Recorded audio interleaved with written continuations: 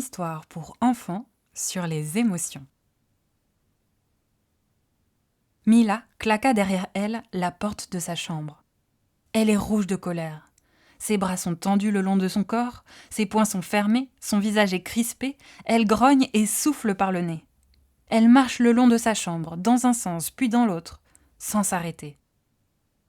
Pendant ce va-et-vient incessant, un petit cerveau rose vivant, avec des bras, des jambes, des grands yeux et des gros sourcils froncés, sort de derrière le rideau. « Salut Mila !»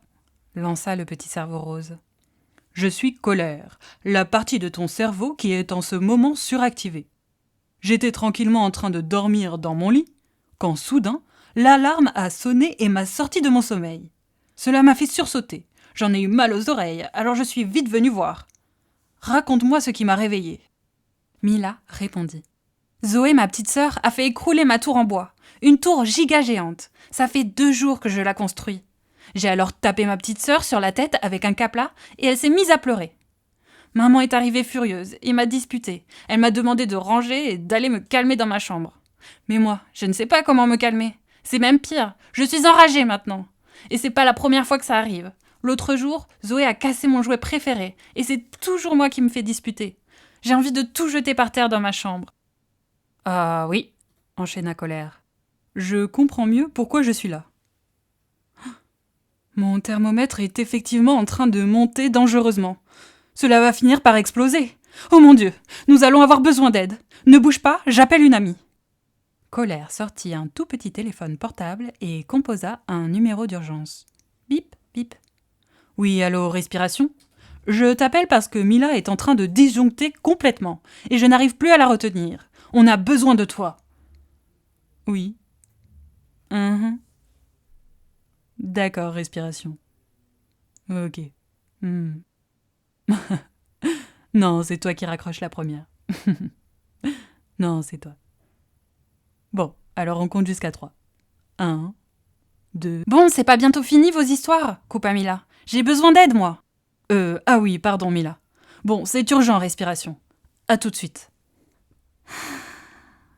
Bonjour, souffla respiration.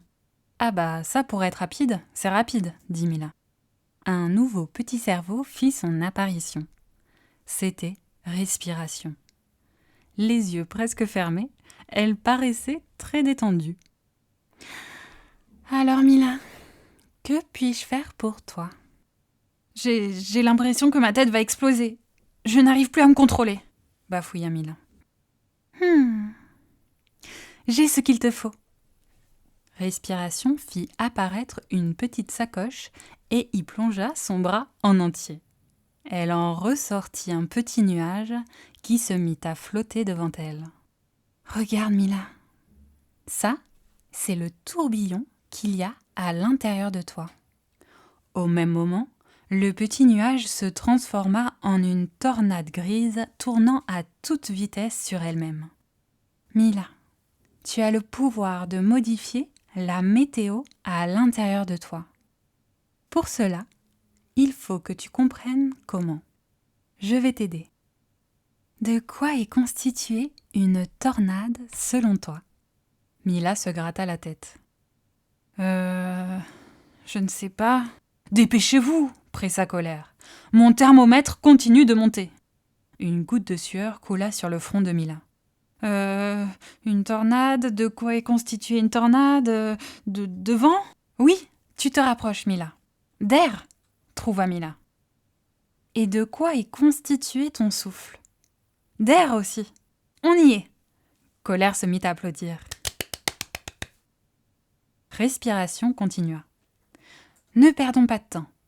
Afin que tu puisses faire sortir le tourbillon qu'il y a à l'intérieur de toi, il est important que tu souffles le plus longtemps possible après chaque respiration.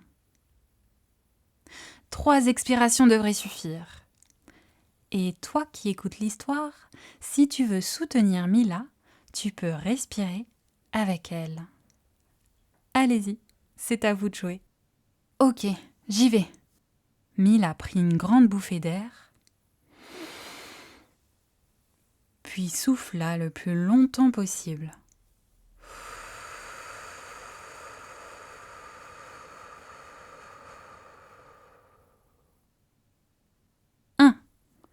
Elle recommença.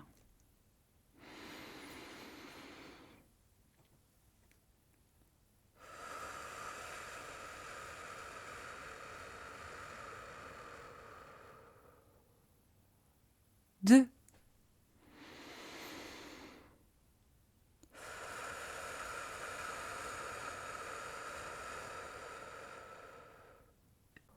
Et 3. Alors Mila, comment te sens-tu maintenant ? Demanda Respiration. C'est incroyable, je n'ai plus envie de tout jeter par terre. Merci Respiration. De rien Mila, ce fut un plaisir. Oui, moi je suis toujours là au cas où vous ne l'auriez pas remarqué, rétorqua Colère. Mon thermomètre a diminué et nous ne sommes plus dans la zone de danger, mais ça reste élevé. Il y a encore du travail pour arriver à 0. Oui, c'est vrai que je me sens encore énervée contre ma petite sœur. Je n'arrête pas de repenser à la scène. Tout est flou dans ma tête. Je crois savoir la personne qu'il te faut, dit Respiration. Elle sortit un petit téléphone et composa un numéro à 2 chiffres. Bip, bip. Elle chuchota au téléphone avant de raccrocher. Elle arrive. Salut les gars! Un petit cerveau rose débarqua. Je suis Sensation, dit-elle en bougeant harmonieusement ses bras comme si elle dansait. Mila, je suis là pour t'aider à te concentrer sur tes sensations corporelles. Cela t'aidera à diminuer le fichu thermomètre de Colère. Oh, je ne te permets pas de parler comme ça de mon thermomètre. Oh, ça va Colère, je rigole. Bon, moi je vous laisse, souffla Respiration. Bon courage Mila. Et n'hésite pas à faire appel à moi en cas d'urgence. Mila acquiesça. Alors Mila, enchaîna Sensation. Tu as dit que tout était flou dans ta tête. Cela arrive souvent quand on est en colère. Il y a plein de pensées qui passent dans ton esprit très vite. Et tu n'arrives plus à réfléchir. Pour calmer tes pensées, rien de tel que de te concentrer sur l'un de tes sens. Comme par exemple, écouter avec tes oreilles, regarder avec tes yeux, toucher avec tes mains, ou encore goûter avec ta bouche. Pour cela, je te propose un jeu. Oh, chouette, un jeu. Et toi qui écoutes l'histoire, tu vas pouvoir faire le jeu avec Mila pour la soutenir. Vous êtes prêts tous les deux ? Oui, répondit Mila. Chacun votre tour, vous allez dire à voix haute le nom d'un objet que vous voyez autour de vous qui est de couleur rouge. À toi Mila, tu commences. Mila regarda autour d'elle dans sa chambre. Mon coussin, il est rouge. Très bien. À toi maintenant, qui écoute l'histoire. Quel objet est rouge autour de toi ? Génial. À toi, Mila. Mon livre, là-bas, qui est sur l'étagère. Bien. À ton tour, toi qui écoutes l'histoire. Allez, maintenant, trouvez-moi 2 objets verts le plus rapidement possible. Mila bougea la tête de droite à gauche très vite. Ah, les Mila !» cria Colère. Là, le feutre vert, dans la boîte. Et ma chaussette qui traîne par terre. Elle est verte. Waouh ! Quelle rapidité ! Et toi qui écoutes l'histoire, as-tu trouvé tes 2 objets verts ? Alors Mila, comment te sens-tu maintenant ? J'ai complètement oublié mon problème durant tout le jeu. C'est comme si je prenais de la distance. Et je me sens un peu mieux maintenant. Je confirme, enchaîna Colère. Mon thermomètre est descendu en dessous des 50%. Très bien, vous avez fait du bon travail, ajouta Sensation. Tu vois, Mila, tu es capable de choisir où tu concentres ton attention. Je crois que tu es assez calme maintenant pour réfléchir à des solutions à ce qui t'a rendu en colère aujourd'hui. Je vais donc appeler Décision. Décide quoi ? Dit Mila. Décision. Il t'aidera à choisir ton comportement, même lorsque tu es en colère. Sensation composa le numéro sur son téléphone portable. Bip, bip. Au bout de quelques instants, Décision débarqua. Tout le monde vit apparaître un petit cerveau rose avec des lunettes, un carnet et un stylo. Sensation en profita pour s'en aller. Bonjour, enchanté, je suis Décision. Je suis là pour examiner avec toi la situation et évaluer la décision que tu as prise. Si c'est une bonne décision ou une mauvaise décision. Je vais t'aider. Récapitulons le problème. Décision ouvrit son carnet. La situation est l'écroulement d'une tour en bois d'environ 1 mètre de haut et 50 cm de large, à cause de Zoé la petite sœur. Ensuite, cette même situation a déclenché l'arrivée de Colère pour presser Mila d'agir.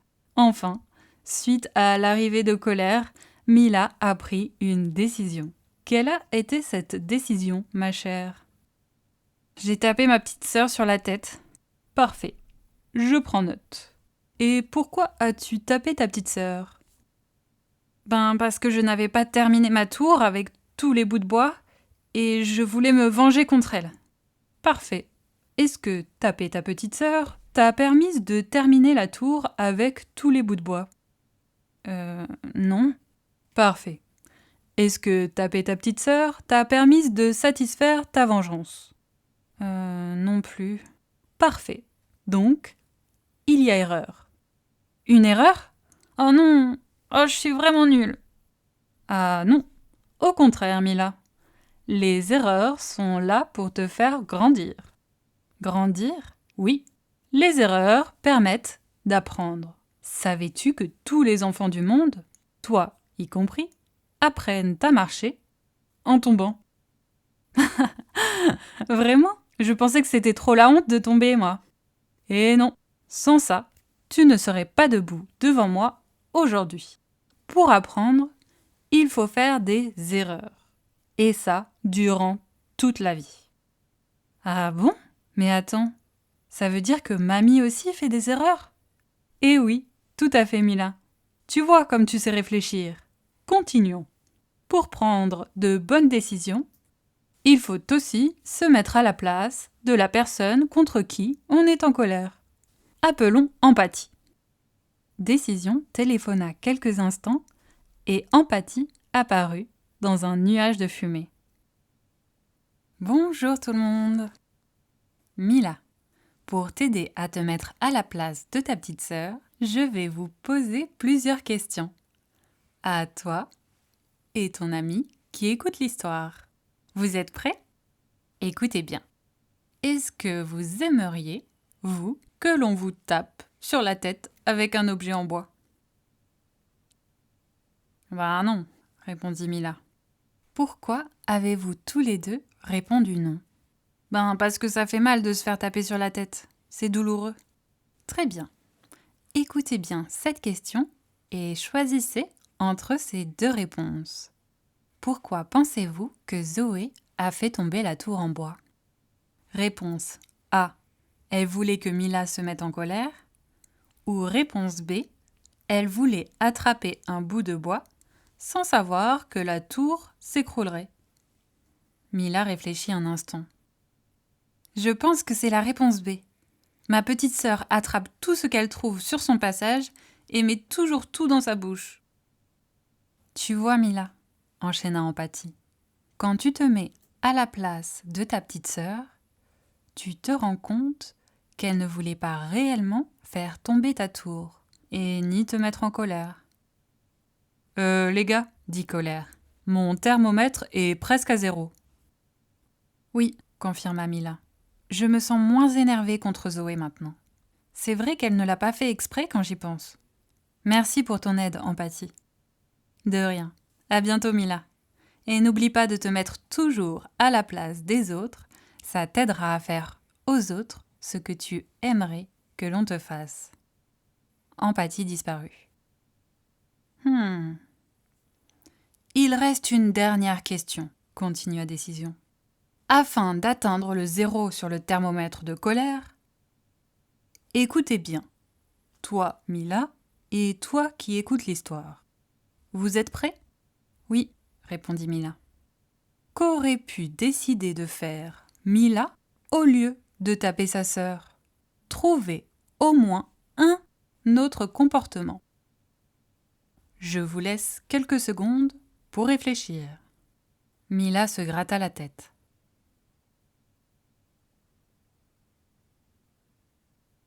Alors, vous avez trouvé ? J'aurais pu décider d'aller reconstruire ma tour dans ma chambre et de fermer la porte pour ne pas que ma petite sœur entre au lieu de la taper. Très bien, Mila. Et toi qui écoutes l'histoire, quelle est la décision que tu aurais prise une fois que la tour s'est écroulée ?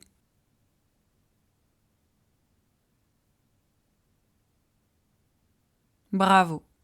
Vous voyez ? À vous deux, vous avez déjà trouvé 2 autres alternatives. Oui, c'est génial d'avoir autant de choix.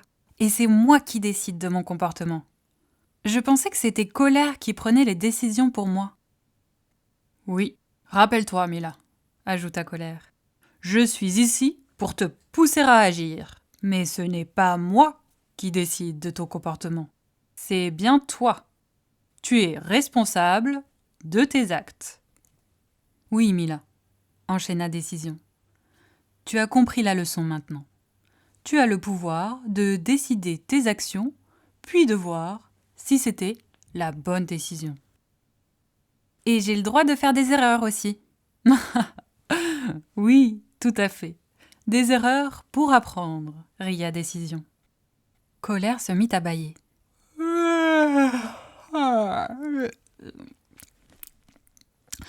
Bon, les gars, mon thermomètre est à 0.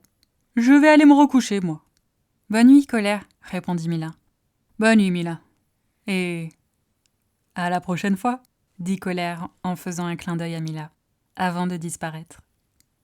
Mila dit au revoir à Décision et sortit de sa chambre, un sourire jusqu'aux oreilles. Elle s'exclama.